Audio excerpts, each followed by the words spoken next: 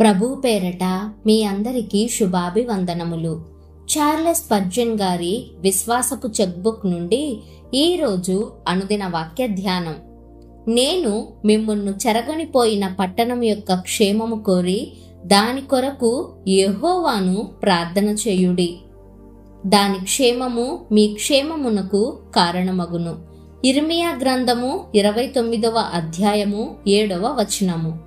ఈ వాక్యంలో ఉన్న సూత్రం ఏమిటంటే, మనమందరము ఏ దేశంలో ఉన్నప్పటికీ మన ప్రభువును బట్టి పరదేశులమే. కాబట్టి మనం నివసిస్తున్న దేశ ప్రజల శాంతి కోసం, అభివృద్ధి కోసం మనం ప్రార్థించాలి. ఎందుకంటే వారి మధ్యలోనే మనం నివసిస్తున్నాం కదా. మన నిరంతర విజ్ఞాపన ప్రార్థనల ద్వారా మన పట్టణం, మన దేశం తప్పకుండా దీవించబడాలి. మన దేశం కోసం, ప్రత్యేకంగా మన ప్రాంత ప్రజల కోసం చేసే ఆసక్తికరమైన ప్రార్థన విశ్వాసులమైన మన అందరి నోళ్లల్లోనూ ఎప్పుడూ ఉండాలి. దేశంలోనూ విదేశాలలోనూ గొప్ప శాంతి సమాధానాలు అలుముకునేటట్లు అత్యాశక్తితో ప్రార్థన చేద్దాం. మన వీధులలో పోరాటాలు జరిగి రక్తం పారినా, విదేశీయులు మన దేశం మీద యుద్ధం చేసి సాహసవంతులైన మన సైనికులను హతమార్చిన ఆ దుష్పరిణామాలకు మనం ఎంతగానో విలపించాల్సి ఉంటుంది.